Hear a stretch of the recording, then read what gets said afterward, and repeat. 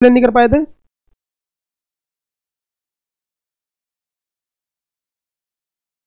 हाँ, stability of atom समझा नहीं पाए थे, लेकिन किस कारण स्टेबिलिटी नहीं समझा पाए? रीजन क्या था? दुर्गेश तुम बताओ। Drawback of Rutherford model.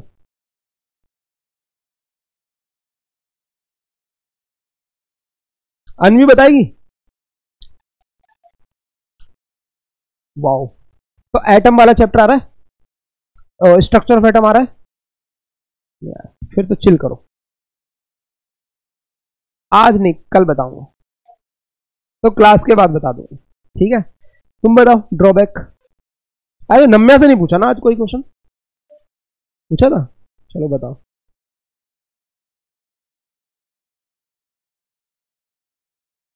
मतलब एक थ्योरी थी, इलेक्ट्रोमैग्नेटिक थ्योरी, जो ये कहती है कि जब कोई पार्टिकल एक्सेलरेशन करेगा, चार्ज पार्टिकल एक्सेलरेशन करेगा, तो उसमें से एनर्जी रेडिएट होगी।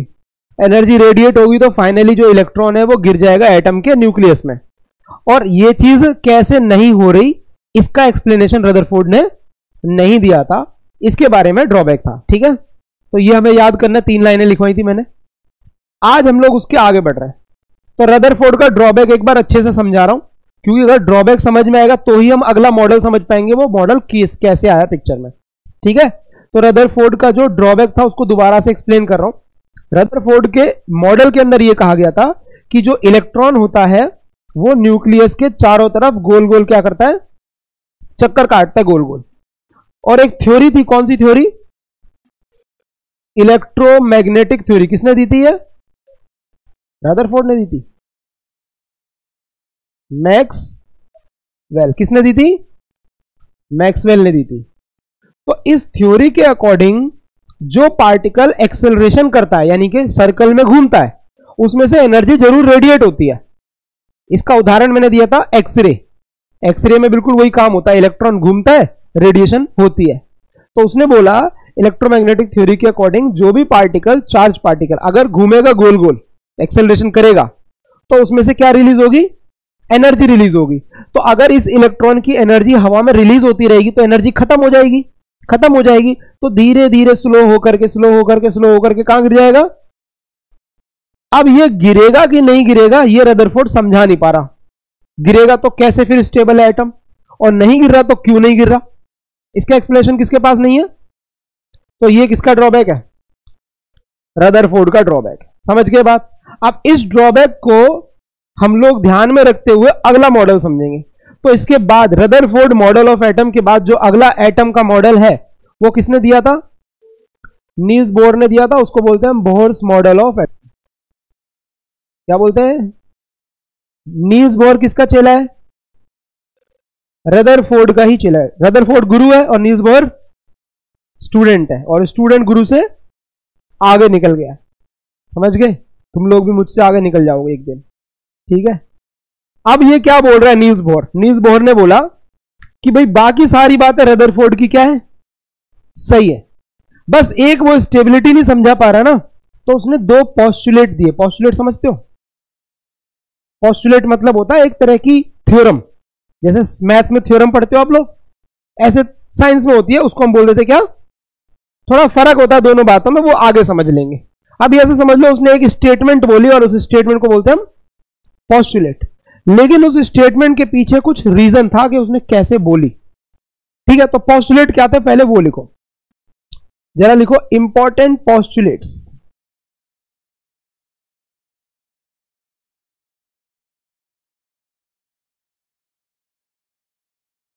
रदरफोर्ड के एटम के अंदर जो उसने मॉडल बताया उसके अंदर इंपॉर्टेंट कुछ 3-4 लाइनें हैं।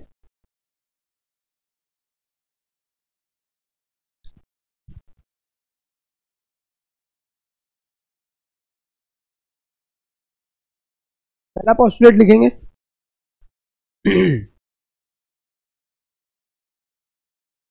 पहला पोस्टुलेट लिखेंगे, electrons revolve, electrons revolve around the nucleus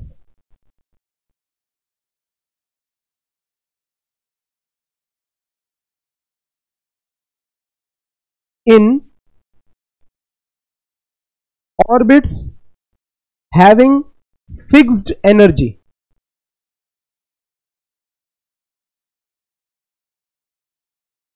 having fixed energy, full stop. इसके आगे कॉमा डाल के लिखना कॉल्ड शेल्स, कॉमा डाल के लिख लेना कॉल्ड शेल्स। नील्स बोहर ने एक झटके में सारी बात खत्म कर दी। इसने क्या बोला, इलेक्ट्रॉन उन ऑर्बिट के अंदर घूमते हैं जिनकी एनर्जी क्या होती है, फिक्स होती है, और उन ऑर्बिट को क्या बोला है, शेल बोला है। इसने ये कहा कि ये न्यूक्लियस है, ये इसके बाहर एक शेल होगा, थोड़ा सा इसको जोड़ देता हूं, उसके बाहर एक और शेल होगा, उसके बाहर एक और शेल होगा, और ऐसे बहुत सारे शेल्स होंगे, और इन शेल्स की जो एनर्जी है वो क्या होगी, वो फिक्स्ड होगी। तो इसका n इक्वल टू 1 पहला शेल हो गया, फिर n इक्वल टू 2 दूसरा शेल हो गया, फिर n इक्वल टू 3 तीसरा शेल हो गया, उसके बाद एंड सो ऑन चलता जाएगा। इन शेल को नाम दिया उसने, पहले शेल को नाम दिया K, दूसरे शेल को नाम दिया, फिर इसके बाद हमें पढ़ना नहीं है, क्या क्या नाम दिया, K L M N। तो पहले शेल का नाम n इक्वल टू 1 का नाम K, n इक्वल टू 2 का, n इक्वल टू 3 का, और n इक्वल टू 4, सही है। तो उसने ये बोल दिया कि इन शेल्स की एनर्जी फिक्स है, मतलब अगर ये इलेक्ट्रॉन इस शेल के अंदर घूम रहा है गोल गोल, तो अब इस इलेक्ट्रॉन की एनर्जी रिलीज नहीं हो सकती। मतलब जो इलेक्ट्रोमैग्नेटिक थ्योरी कह रही है कि इलेक्ट्रॉन घूमेगा तो एनर्जी रिलीज होगी, इसने बोल दिया कि जो रिंग है जिसमें घूम रहा है, उस रिंग की एनर्जी क्या है, फिक्स है, उस रिंग में से इलेक्ट्रॉन एनर्जी रेडिएट कर ही नहीं सकता। अंधाधुंध एक उसने पॉस्टुलेट चिपका दिया, समझ गए। लेकिन क्या लगता है तुम्हें, लोगों ने मान लिया होगा? लोग ऐसे किसी की बात नहीं मानते। फिर उसने क्या किया, उसने किया एक्सपेरिमेंट, और अपनी बात जो वो कह रहा था, जो एक्सपेरिमेंट में रिजल्ट्स आए, उन रिजल्ट्स के साथ उसने कहा कि देखो ये रिजल्ट जब भी वैलिड है जब मेरी बात सही होगी। जैसा उदाहरण के लिए मैं कहता हूं रोज सूरज जो है उत्तर दिशा से उगता है, तुम लोग सुबह उठ के देखोगे और दिशा में देखोगे ये तो पूर्व से उग रहा है ना, तो तुम कहोगे आपकी बात क्या है, गलत। तो हम जो भी बात कहते हैं उसका हम लोग क्या करते हैं, वेरिफिकेशन करते हैं, एक्सपेरिमेंट परफॉर्म करेंगे, वेरीफाई करेंगे, और वेरिफिकेशन में जो आप कह रहे हो वो बात दिखाई देनी चाहिए। तो नील्स बोहर ने अंधाधुंध एक स्टेटमेंट दे दिया। क्या स्टेटमेंट दिया कि इस रिंग की एनर्जी क्या है। अब इस बात के लिए प्रूफ चाहिए, और प्रूफ मिला उसके एक्सपेरिमेंट में। वो एक्सपेरिमेंट हमारे सिलेबस के अंदर, ठीक है, चैप्टर खत्म होने के बाद बताऊंगा वो एक्सपेरिमेंट क्या था, कैसे उसने कंक्लूड किया। समझ गए बात? अभी के लिए याद रख लो, नील्स बोहर का पहला पोस्टुलेट क्या है, in orbits fixed energy called shells. ठीक है, दूसरा पॉइंट लिखेंगे, इसको बना लो, पहले डायग्राम बना लो।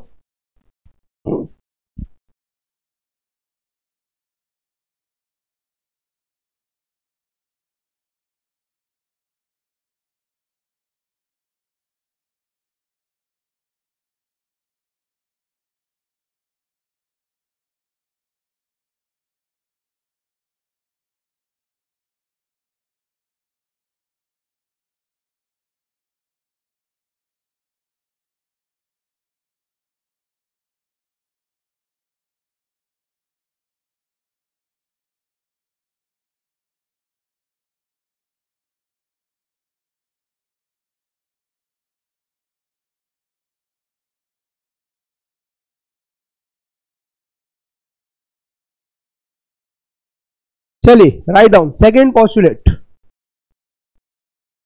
सेकेंड पोस्टुलेट क्या है, देखो, electron does not radiate any energy, electron does not radiate any energy while revolving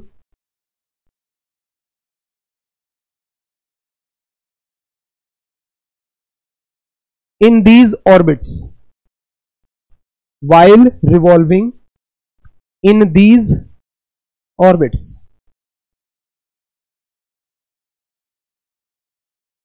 electron इसमें घूमेगा और घूमने में कोई एनर्जी रेडिएट नहीं करेगा। अच्छा, दो पोस्टुलेट और भी हैं इंपॉर्टेंट, बट अभी 9th क्लास के लेवल पे हमें उतना डिटेल में जाने की जरूरत नहीं है। ठीक है, अभी हम इसी के बारे में बात करेंगे। अब आगे लिखेंगे कितने इलेक्ट्रॉन किस शेल में होंगे वो समझना है, ठीक है। ये बोहर का हमारा हो गया, दो इंपॉर्टेंट पोस्टुलेट है। इलेक्ट्रॉन एक फिक्स एनर्जी शेल में घूमता है, उसको शेल बोलते हैं, और अगर उसमें घूम रहा है तो उसको एनर्जी रेडिएट करने की जरूरत, किसने बोला ये? नील्स बोर ने। अच्छा, इसके पहले रदरफोर्ड की जितनी बातें थी वो सारी की सारी इसमें अप्लाई होंगी कि न्यूक्लियस छोटा होता है, पॉजिटिव होता है, उसके अंदर मास होता है, ये सारी बातें अप्लाई होंगी। समझ के बाद अब नील्स बोर के टाइम पे एक डिस्कवरी हो चुकी थी इलेक्ट्रॉन नाम की, क्या नाम था उसके? रदरफोर्ड के टाइम पे नेगेटिव चार्ज ही बोलते थे हम लोग। अभी हम क्या बोलेंगे? तो अब नील्स बोहर का जो मॉडल है उसके अंदर क्या क्या कंपोनेंट है वो समझते हैं। हमारा जो एटम है, अब बोहर ने जो हमें पिक्चर दी है कि एटम कैसा होता है, तो उसने ये बोला है कि एटम के अंदर सेंटर में होता है न्यूक्लियस, और न्यूक्लियस पे चार्ज कैसा होता है? पॉजिटिव चार्ज होता है। उसके बाहर रिंग होती है, और रिंग में क्या घूमता है? इलेक्ट्रॉन ऐसे गोल गोल घूमता रहता है, ठीक है। अब ऐसी और भी रिंग होंगी। अब सवाल उठता है ना भाई, किस रिंग में कितने इलेक्ट्रॉन होंगे, एक्सेट्रा एक्सेट्रा, ये सब दिमाग में आता है ना। इसमें जो न्यूक्लियस है, सबसे पहले इसके बारे में बात करते हैं। जो न्यूक्लियस है, आपने ये तो पढ़ा कि ये पॉजिटिव चार्ज है, क्या इसमें सिर्फ पॉजिटिव ही होता है और भी कुछ होता है?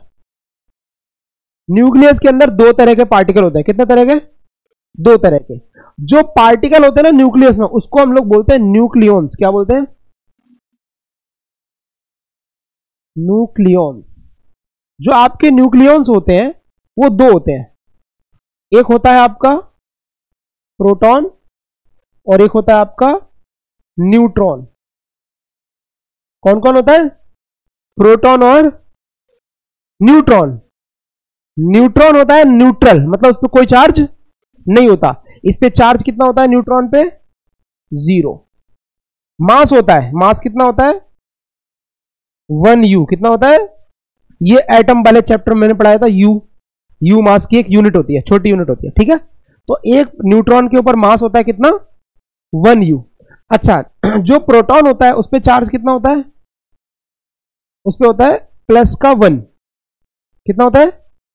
+1। और जो हमारा मास होता है प्रोटॉन का वो कितना होता है? वो भी होता है 1U। कितना होता है? अगर पॉइंट में जाए, 1 के अंदर जो पॉइंट है वो मैंने लिखे नहीं है, अगर पॉइंट में जाए तो ये वाला जो है इससे थोड़ा सा भारी होता है। जैसे आएगा ना 1.001, तो उसमें 1.008 आता है, इसमें 1.004 आता है। मतलब ये थोड़ा सा क्या है, हल्का है न्यूट्रॉन से। लेकिन अभी हमें उतना पॉइंट तक नहीं कैलकुलेट करना। अभी मान लो लगभग लगभग क्या है, बराबर है। तो एटम के अंदर 3 पार्टिकल होते हैं, न्यूक्लियस में 2 होते हैं। कौन कौन? प्रोटॉन और न्यूट्रॉन। कौन कौन होता है? प्रोटॉन पे चार्ज कैसा है और न्यूट्रॉन पे? अच्छा, तीसरा पार्टिकल कौन है? तीसरा पार्टिकल है इलेक्ट्रॉन। इलेक्ट्रॉन पे कैसा चार्ज होता है? -1। कैसा होता है? और मास कितना होता है इस पे? बहुत ही स्मॉल होता है। मतलब mass of proton divided by 10,000। मतलब जो प्रोटॉन का मास है उसका 10,000 गुना कम होता है। यानी इलेक्ट्रॉन का मास बहुत ही कम होता है। हम उसको नेग्लेक्ट करते हैं, उसके मास को काउंट नहीं। तो सारा का सारा जो मास है उसमें कहां पे भरा हुआ है? न्यूक्लियस के अंदर। क्योंकि इलेक्ट्रॉन का तो वजन बहुत क्या है, कम है, क्योंकि न्यूट्रॉन प्रोटॉन से तो 10,000 गुना हल्का है ये। तो लगभग लगभग जो सारा मास है कहां पर है? न्यूक्लियस के अंदर। समझ गए? तो एटम में कितने पार्टिकल? Electron, proton. इलेक्ट्रॉन का चार्ज -1, प्रोटॉन का चार्ज और न्यूट्रॉन। इलेक्ट्रॉन का मास बहुत ही कम, नेग्लिजिबल। प्रोटॉन का मास और न्यूट्रॉन का, समझ गए? लिखो ये सब जल्दी से।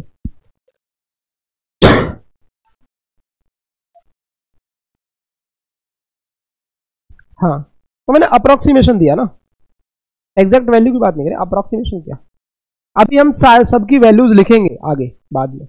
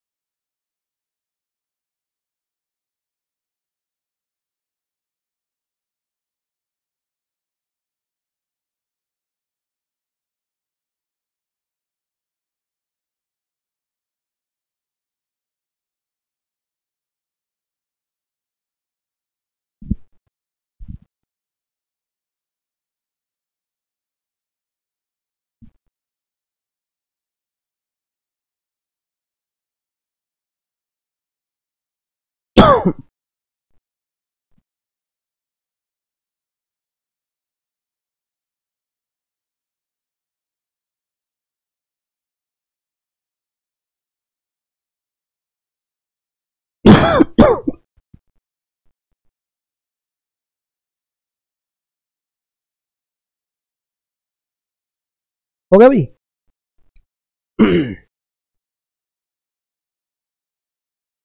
हो गया? लिख रहे हो? लिखो।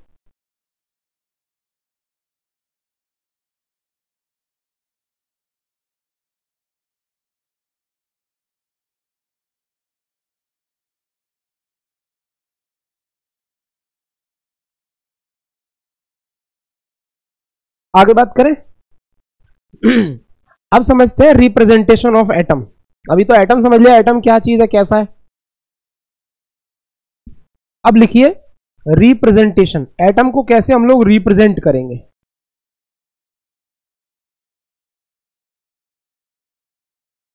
जब भी हम किसी एटम को लिखने जाएंगे तो उसको इस तरह के सिंबल से लिखेंगे, जो भी उसका सिंबल होगा। एल्यूमिनियम का Al होता है, सोडियम का Na होता है ना, मैग्नीशियम का Mg होता है, जो भी सिंबल होगा सिंबल लिखेंगे। यहां नीचे लिखेंगे हम लोग Z, ऊपर लिखेंगे A और यहां पे लिखेंगे C। अब Z, A और C क्या है वो बताता हूं। Z होता है हमारा एटॉमिक नंबर। क्या होता है? एटॉमिक नंबर को कैसे डिफाइन किया गया? बेसिकली एटॉमिक नंबर का मतलब होता है नंबर ऑफ प्रोटॉन। क्या मतलब होता है? जो भी उस एटम के अंदर प्रोटॉन की संख्या है वही क्या होती है? ऊपर आता है मास नंबर। ऊपर क्या आता है? Mass number. क्या होता है? मास नंबर होता है प्रोटॉन की संख्या प्लस न्यूट्रॉन की संख्या। बताओ मास नंबर क्या होता है? प्रोटॉन की संख्या प्लस, मतलब कितने प्रोटॉन है प्लस कितने, अगर मैं कहूं कि 10 न्यूट्रॉन है 10 प्रोटॉन है तो मास नंबर 20 हो जाएगा। समझ गए? दोनों को ऐड करके लिखना होता है। यहां जो मैंने सी लिखा है वो होता है चार्ज। क्या होता है? अब चार्ज कैसे कैलकुलेट करते हैं समझना ध्यान से। 10 प्रोटॉन है 10 इलेक्ट्रॉन है तो पॉजिटिव चार्ज कितना हो गया? 10। नेगेटिव चार्ज कितना हो गया? मिला के 0, प्लस 10 माइनस 10 मिला के कितना हो गया? तो लिखने की जरूरत। लेकिन अगर 10 प्रोटॉन हो और 11 इलेक्ट्रॉन हो, प्रोटॉन कितने हो और इलेक्ट्रॉन कितने हो, तो कितना आया? तो यहां पे लिखेंगे। समझ गए बात?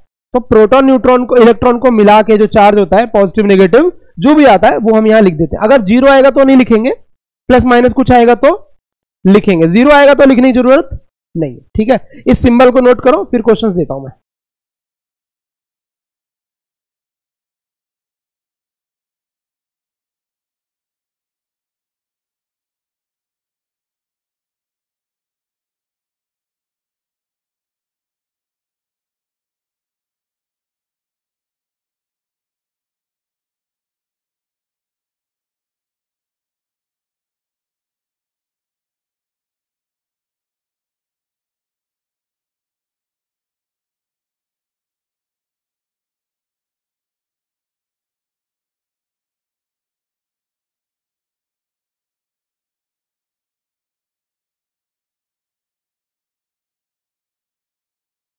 नहीं, याद करने की जरूरत नहीं, मैं सिंबल दूंगा। इन फॉलोइंग लिखा ना मैंने, क्वेश्चन आएगा नीचे। अभी ये सब चीजें कैलकुलेट करनी है, किसमें करनी है वो भी नीचे लिखूंगा।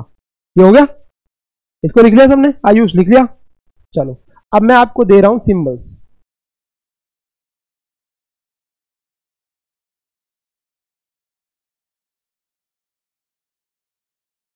ये क्वेश्चन है 1 2 3 4 और यहां लिखा है ना इन फॉलोइंग, किस किस में करना है। तो इसमें इसमें इसमें ये चीजें कैलकुलेट करनी है। तो ए में कितने आंसर आएंगे? 1 2 3 4 5, ये वाले ए में आंसर आएंगे। फिर बी में कितने आंसर आएंगे? 1 2 3 4 5। फिर सी में कितने आएंगे? 1 2 3 4 5। समझ गए? ये सबका कॉमन क्वेश्चन लिख दिया मैंने। तो बी हमारा आ गया।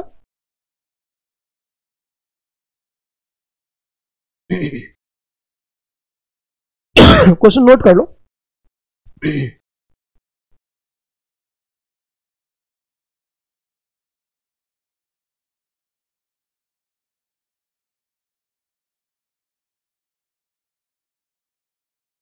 चलो ए बी सी तीन ही दे रहा हूं क्वेश्चन।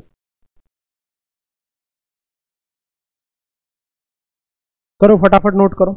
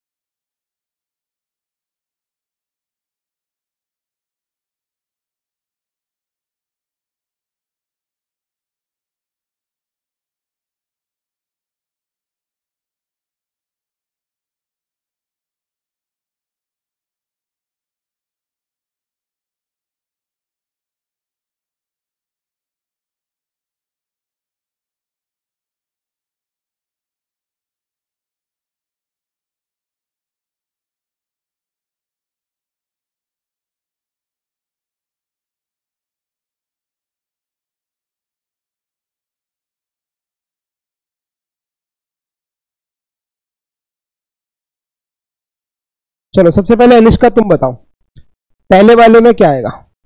मास नंबर कितना है इस एटम का?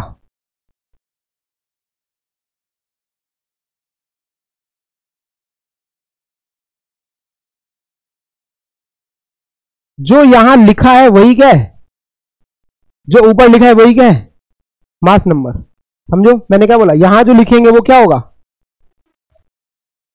हाँ, मास नंबर है। मास नंबर का मतलब प्रोटॉन प्लस न्यूट्रॉन है। हाँ समझ गए? क्लियर सबको? तो जो ऊपर लिखा होगा वो क्या होगा? अच्छा, मास नंबर मतलब प्रोटॉन प्लस न्यूट्रॉन मिला के 27 है। अच्छा दुर्गेश तुम बताओ, एटॉमिक नंबर कितना है इसका? 13। तुम बताओ नम्या, प्रोटॉन की संख्या कितनी है? समझ गया? जो एटॉमिक नंबर है वही प्रोटॉन की संख्या है। और इलेक्ट्रॉन बताओ नम्या तुम, वो भी 13 है। इस पे यहां बताओ कोई चार्ज है? चार्ज नहीं है, मतलब न्यूट्रल है। न्यूट्रल कब होता है? जब प्रोटॉन और इलेक्ट्रॉन क्या हो? प्रोटॉन इलेक्ट्रॉन क्या हो? अरे बराबर होंगे ना, तभी तो चार्ज जीरो आएगा। अगर प्रोटॉन 13 है तो इलेक्ट्रॉन भी, तभी चार्ज जीरो आएगा। अच्छा, और न्यूट्रॉन कितने? कैसे पता चलेगा? 27 जो है वो तो प्रोटॉन न्यूट्रॉन मिला के है, उसमें से ये प्रोटॉन क्या कर देंगे? माइनस कर देंगे, तो बचे कितने? किसी को कोई डाउट अभी समझा दो, कोई प्रॉब्लम इसमें? तुम्हें समझ में आ गया? पक्का? ठीक है, अगला वाला तुम बताओगे। अब लिख लो सब लोग इसको फटाफट। नेक्स्ट हमें बताएंगे, आपका नाम निर्मल, निर्मल मन से बताएंगे। निर्मल बताओ, ये जो आयन मैंने लिखा है Na+1123, बताओ निर्मल इसका मास नंबर कितना है? 23। Very good. एटॉमिक नंबर कितना है? यहां तक तो जर्नी को ही बता देगा, है ना? अब आगे बताओ। एटॉमिक नंबर आ गया। प्रोटॉन कितने हैं? प्रोटॉन बताओ, वो बताएगा। अरे इसमें तो देख के बता दो यार, कैसे किया था इसमें? हाँ 11। क्यों? रीजन? दुर्गेश तुम बताओ, रीजन बताओ, प्रोटॉन 11 क्यों होंगे?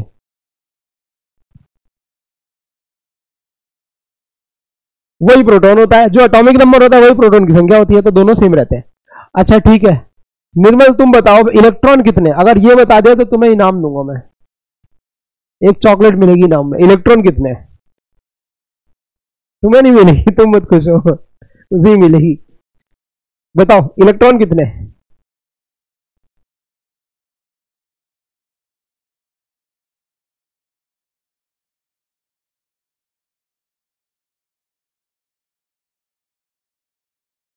इसके बाद अनवी का नंबर है, अनवी बताएगी।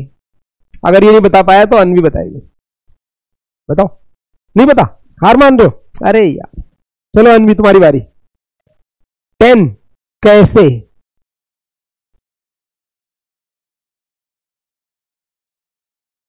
प्लस है यहां पर, कहां है, कहां है, ये रहा प्लस है, इसका मतलब प्लस वाले ज्यादा हैं और माइनस वाले, तो प्लस वाले कितने 11, तो कम करने, कितने कम करने, जितना चार्ज है तो एक कम कर दो, कितने इलेक्ट्रॉन 10।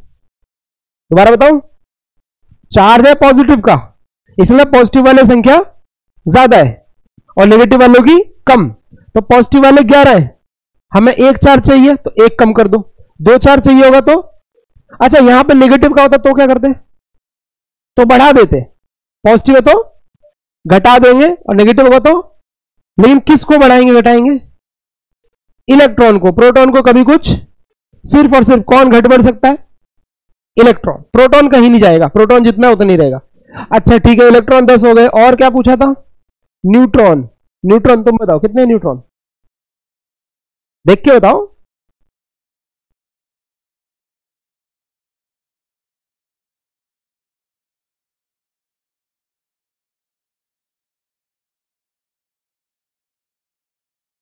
बारह कैसे, देखो मास नंबर जो होता है ना वो होता है neutron plus proton, mass number कितना है, न्यूट्रॉन कितने निकालना है, प्रोटॉन कितने 11, इधर जाके क्या कर दोगे 23 माइनस 11, 12 आ गया, न्यूट्रॉन कितने हो गए, निकाल लोगे, लिखो लिखो इसको फटाफट लिखो। अब हमें बताएगी अनन्या, तीसरा वाला जो है सी, अनन्या बताएगी, निकाल लो सारे, पहले निकाल लो। आयुष तुम्हें समझ में आ रहा है,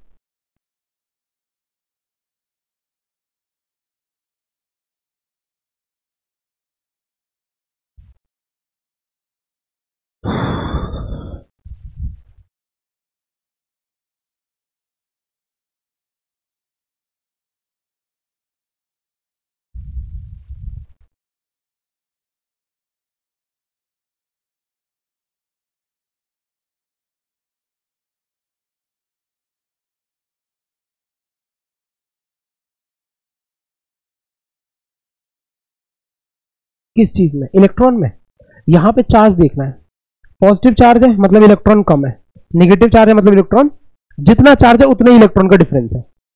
अगर मैंने कहा +2 चार्ज है यानी 2 इलेक्ट्रॉन कम है, मैंने कहा +3 चार्ज है तो 3 इलेक्ट्रॉन कम है, तो वो चार्ज जितना उतने ही इलेक्ट्रॉन कम है।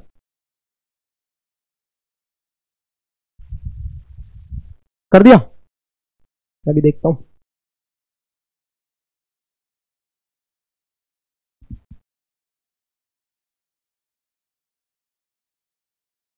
सही है। चलो भाई देखिए इसको, तीसरे वाले को, क्लोरीन 17 -1, तो भाई इसमें सबसे पहले मास नंबर देखना है, मास नंबर कितना है 35, एटॉमिक नंबर कितना है, प्रोटॉन कितने हैं, इलेक्ट्रॉन कैसे पता चलेंगे, माइनस का 1 यानी एक इलेक्ट्रॉन क्या है ज्यादा, प्रोटॉन है 17 तो इलेक्ट्रॉन 18, और न्यूट्रॉन कितने हैं, ये 35 मास नंबर है, मास नंबर में से क्या घटा दो, प्रोटॉन। किसी को कोई कंफ्यूजन समझ में आ रहा है, लिख लो फटाफट।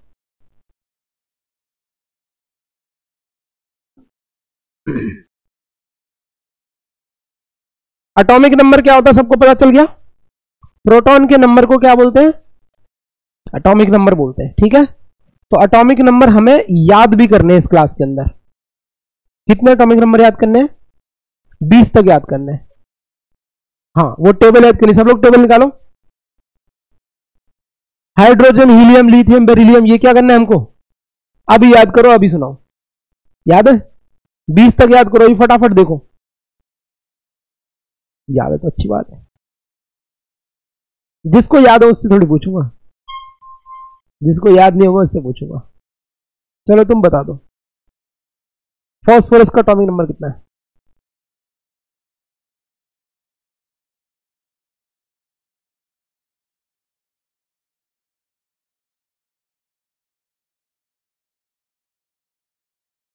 इलेक्ट्रॉनिक कॉन्फिगरेशन लिखो, लिखो लिखो। 283, 285, 15 है तो 285 होगा ना?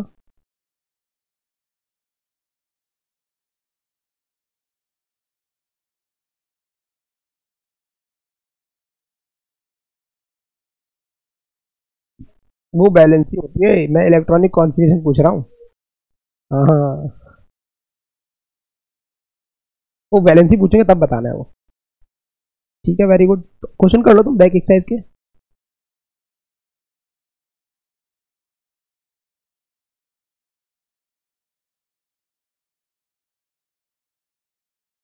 हुए कुछ याद हुए?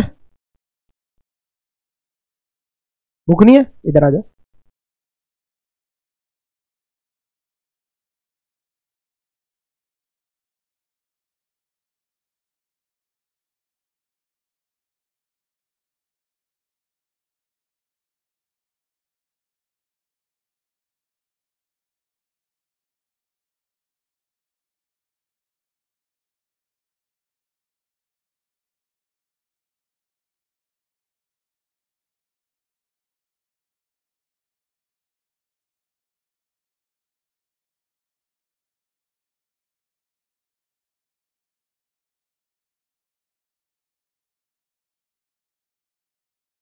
लिखो, बिना देखे सब लाइन से लिखो, जो याद करा ना सीक्वेंस, बिना देखे लिखो लाइन से। Hydrogen, helium, lithium, beryllium, boron, carbon, सब लिखो लाइन से।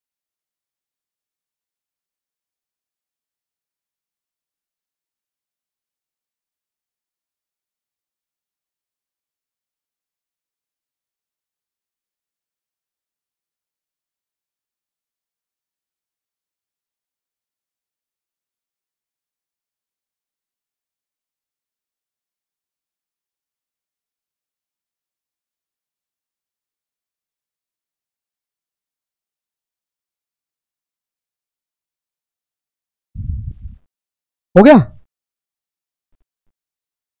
बताओ भाई, किससे पूछूं? अनवी तुम बताओ, सोडियम का एटॉमिक नंबर कितना होता है? कॉपी बंद करो सब लोग, कॉपी तभी तो मजा आएगा। अनवी, सोडियम का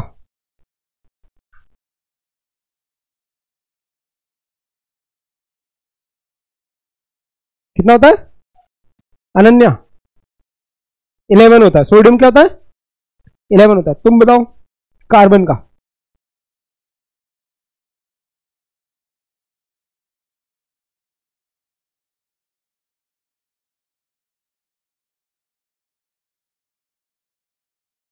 सिक्स होता है। सही है कि गलत है बताओ?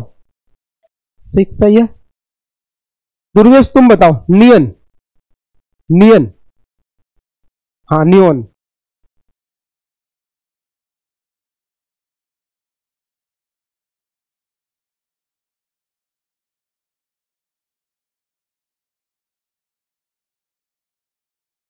नहीं पता? तुम बताओ।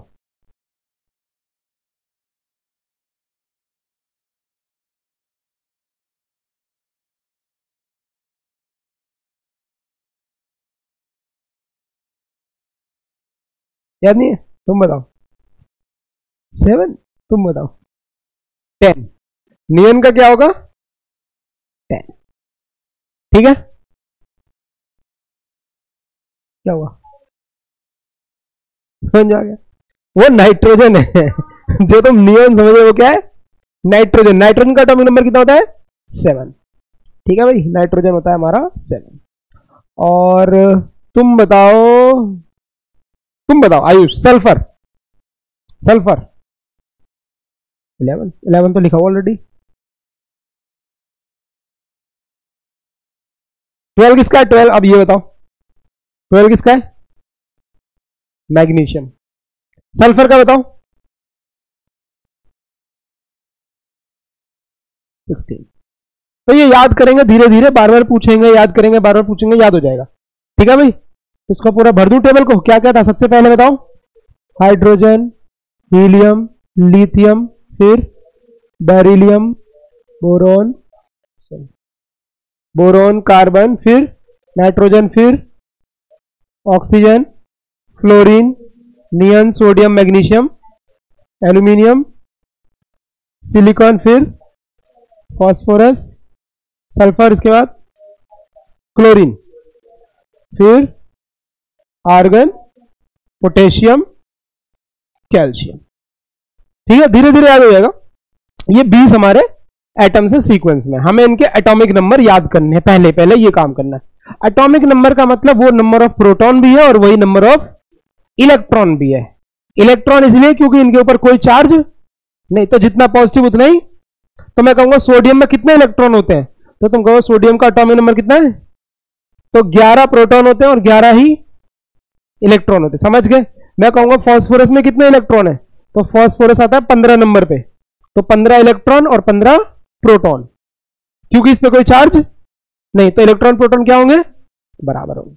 अब हम लोग एक नई चीज सीखने जा रहे हैं। लिखिए, इलेक्ट्रॉनिक कॉन्फ़िगरेशन सबसे इंपॉर्टेंट चीज है, और घबराना बिल्कुल नहीं, क्योंकि ये टॉपिक मैं आपको 2-3 बार अभी पढ़ाता रहूंगा। टेंशन नहीं लेनी है अभी, क्योंकि 1-2 बार में समझ में आएगा। इलेक्ट्रॉनिक कॉन्फ़िगरेशन, अब ये क्या होता है उसके बारे में बात करते हैं। इलेक्ट्रॉनिक कॉन्फ़िगरेशन क्या होता है? देखो, हमारे पास शेल होते हैं K, फिर L, फिर M, फिर अब हमें यह डिसाइड करना है कि भाई जो हमारा इलेक्ट्रॉन है, जैसे तुमने देखा अभी सोडियम के अंदर कितने इलेक्ट्रॉन है? सोडियम के अंदर कितने इलेक्ट्रॉन है? 11 एटॉमिक नंबर है, यानी 11 इलेक्ट्रॉन है। तो अभी आपने क्या देखा कि 11 इलेक्ट्रॉन है, तो सवाल ये उठता है ना भाई, पहले वाले शेल में कितने होंगे, दूसरे वाले में कितने होंगे, तीसरे वाले में कितने होंगे? भाई ऐसा तो नहीं कि पहले ही शेल में 11 के 11 हो, या फिर ऐसा है क्या कि हर एक में क्या हो? एक एक हो, है ना? तो कोई ना कोई रूल होगा। तो किस शेल में कितने इलेक्ट्रॉन है, इसको क्या बोलते हैं? इसको बोलते हैं इलेक्ट्रॉनिक कॉन्फ़िगरेशन। क्या बोलते हैं? Electronic configuration. अब किसमें कितने हो सकते हैं मैक्सिमम, ये बताता हूं मैं। अगर मैं बात करूं maximum possible electrons, maximum possible electrons, नहीं बताना नहीं है, सुनना है अभी जागरण चल रहा है, बाद में आपसे पूछा जाएगा तब बताना है। मैक्सिमम पॉसिबल इलेक्ट्रॉन किस शेल में कितने हो सकते हैं। अब ये मैं बता रहा हूं, पहले शेल में हो सकते हैं 2, कौन सा वाला शेल था वो, दूसरे वाले में कितने हो सकते हैं 8, इसका नाम क्या था, फिर तीसरे वाले में कितने हो सकते हैं 18, फिर उसके बाद वाले में कितने हो सकते हैं। इसका एक फॉर्मूला है, मैक्सिमम पॉसिबल इलेक्ट्रॉन्स का एक फॉर्मूला है, क्या फॉर्मूला, 2n स्क्वायर, यहां पे n का नंबर आएगा उसका स्क्वायर करेंगे और फिर 2 से, जैसे इसमें n कितना होता है 1, तो 1 का स्क्वायर और फिर 2 से मल्टीप्लाई किया 2 आ गया। फिर ये क्या था 2 था, 2 का स्क्वायर, 4 को 2 से मल्टीप्लाई किया, फिर इसका 3 था, 3 का स्क्वायर, 9 को 2 से किया, फिर 4 का स्क्वायर, उसका 2 गया, समझ गए बात। तो मैक्सिमम कितने इलेक्ट्रॉन हो सकते हैं उसका फॉर्मूला समझ में आ रहा है। लेकिन इस रूल के अंदर एक एक्सेप्शन है, क्योंकि केमिस्ट्री अब शुरू हो रही है आप लोगों की, और केमिस्ट्री में बहुत सारे क्या है एक्सेप्शन, मतलब जानते हैं आप लोग, एक्सेप्शन मतलब एक ऐसी चीज जिसमें हमारा रूल फिट नहीं हो रहा, कोई रूल से हटके कुछ है, उसको क्या बोलते हैं। तो जब इलेक्ट्रॉनिक कॉन्फ़िगरेशन लिखने की बात आएगी इन क्लास 9, कौन सी क्लास में, ये रूल जो बताने जा रहा हूं सिर्फ और सिर्फ 9th और 10th में वैलिड है, इसके बाद ये रूल क्या हो जाएगा खत्म हो जाएगा। मतलब 9th और 10th का टीचर इसको सही मानेंगे और 11th का टीचर, समझ गए बात, टीचरों में क्या डिफरेंस है, 9वीं 10वीं में ये और 11वीं में, समझ गए। तो 9th और क्लास में क्या करना है, जब इलेक्ट्रॉनिक कॉन्फ़िगरेशन लिखने की बात आएगी तो 8 याद रखना है। क्या याद रखना है, पहले में मैक्सिमम, दूसरे में, तीसरे में, जबकि तीसरे में होता कितने। तो ये रूल क्या है सही, लेकिन ये कब तक सही है, समझ गए, जब इलेक्ट्रॉनिक कॉन्फ़िगरेशन लिखनी होगी तो हम लोग इसको फॉलो करेंगे। तो उदाहरण के लिए जैसे मैंने कहा सोडियम है, तो सोडियम में कितने इलेक्ट्रॉन होते हैं 11 होते हैं, तो हम लोग लिखेंगे ऐसे K फिर L फिर, तो K में मैक्सिमम कितने आएंगे 11 में से 2 हो गए, बचे कितने 9, यहां पे 9 लिख दूं क्या, नहीं लिख सकते 9, क्यों नहीं लिख सकते, क्योंकि यहां पे ज्यादा से ज्यादा कितने हो सकते हैं 8, तो यहां पर मैं लिखूंगा 8 लिखा, इसके बाद कितने बच गए, 1 बचा, मैं लिखूंगा, समझ गए। तो ये जो मैंने अभी लिखा है ये चीज मेरे को क्या बोलते हैं, इसको जो मैंने लिखी है इलेक्ट्रॉनिक कॉन्फ़िगरेशन। अगर मैं आपसे कहूंगा टेस्ट में right electronic configuration of sodium, तो आप ऐसे लिख के आएंगे। अब एक और लिख के दिखाता हूं, जैसे मैंने लिखा लेट से पोटेशियम, पोटेशियम का एटॉमिक नंबर कितना होता है, तो K में कितने आएंगे, L में कितने आएंगे 17 आएंगे, क्यों नहीं आएंगे 17, क्योंकि मैक्सिमम 8 ही हो सकते हैं, 8 से ज्यादा, तो मैक्सिमम 8 आएंगे तो हम लोग 8 लिखेंगे। 8 और 2 10 हो गए, 19 में से 10 भर गए, बचे कितने 9, तो यहां पे 9 लिख दूं, नहीं लिख सकते, क्यों, मैक्सिमम 8 है, तो फिर 8 यहां फिर से भरेंगे। अब कितना बच गया, तो क्या कॉन्फ़िगरेशन 2881, समझ गए। आपसे अगर कहेगा राइट इलेक्ट्रॉनिक कॉन्फ़िगरेशन, तो आप इस वाले नियम को ध्यान में रखेंगे। और अगर आपसे कहेगा find maximum possible electrons in this shell, तो कौन सा फॉर्मूला लगा दोगे, ये वाला रूल, ठीक है। लेकिन जब इलेक्ट्रॉनिक कॉन्फ़िगरेशन बननी होगी तो ये वाला, समझे बात कि नहीं समझे, अभी धीरे धीरे रोज समझाऊंगा ये चीज, ठीक है। ये लिखो पहले,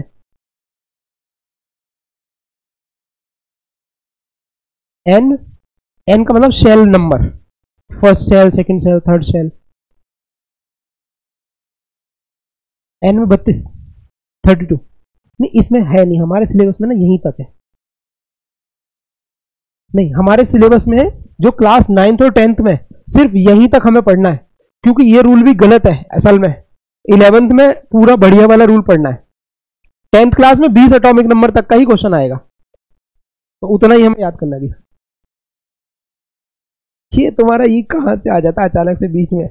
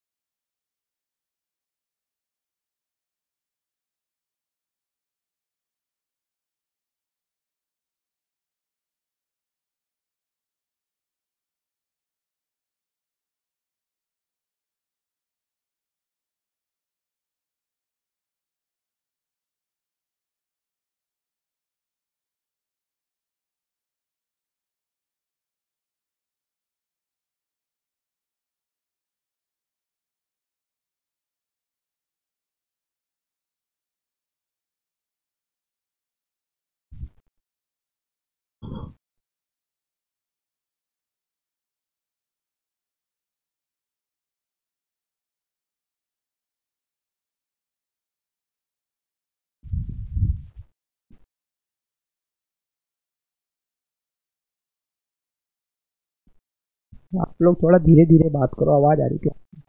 क्लास में आवाज आ रही है आप लोगों की? एक नया बच्चा आया 9th में, उसका नाम नंबर नोट कर लेना। दुर्गेश का दोस्त आया कोई।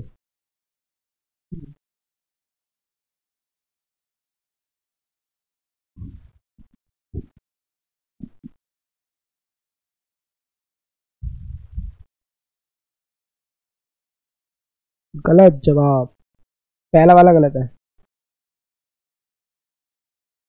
बाकी सब सही है।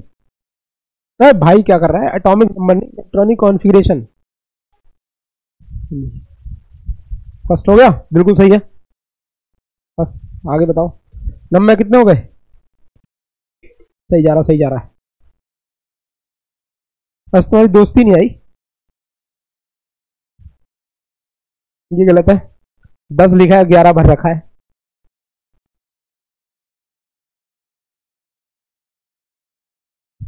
चलो भाई देखो सब लोग, तो नाइट्रोजन का 7 होता है, 7 होता है, तो 2 कॉमा, नियन का 10 होता है, इसका 286, इसका एटॉमिक नंबर तो बताओ।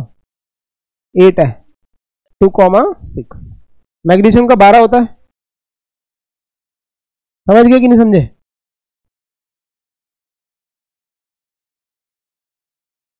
होमवर्क दे दिया जाए आप लोगों को।